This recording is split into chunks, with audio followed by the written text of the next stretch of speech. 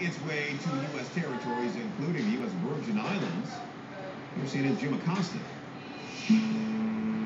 Nicknamed America's Paradise, the U.S. Virgin Islands are riding a wave of federal tax dollars these days. The three islands that make up this tiny U.S. territory are slated to receive more than $130 million in stimulus money. The territory's governor, John DeYoung, says the islands are entitled to the funds. We've been part of the United States since 1917. We're the furthermost destination within the Caribbean, so this really does help us to a very large extent. You're Americans. We're Americans. Shaquille Bruno and Isaiah Thomas are looking forward to the new stimulus-funded sidewalk that will be built outside their high school in St. Thomas. The school got a visit from President Obama during the 2008 campaign.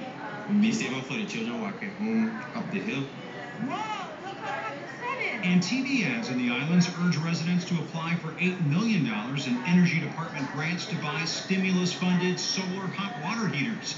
The territory's leaders say the stimulus is creating jobs. They're manufacturing solar hot water heaters in the territory, which is something we've never done in the past. But the government stimulus website shows of the $19 million received by the Virgin Islands so far, 152 jobs have been created, about $127,000 per job, all in a territory where the unemployment rate is just under 8%, well below the national average.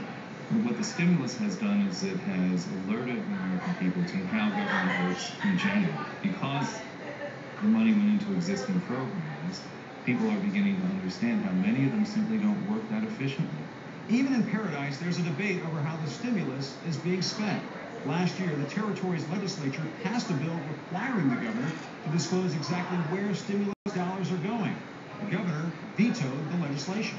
So the territory's legislature overrode that veto last June. Still, 6 months later, during our visit in January, the governor had not produced one stimulus report. He's not complying with the law. Not in compliance with the local law in regards to submitting a report. My veto of it was a no intent not to share information. Since our visit, the governor has complied with the law and issued that report. In the days ahead, he says he hopes to increase the Virgin Islands' share of the stimulus to $250 million. What would you say to folks in the neighborhood who wonder about $250 million going to Paradise? Well, Paradise needs it. I mean, it really does, one, help us to be able to accommodate the over 2 million Americans that we get every year in terms of tourists to the island. The stimulus has reached these islands. The critics say the program is still lost at sea. Jim Acosta, CNN, St. Thomas in the U.S. Virgin Islands.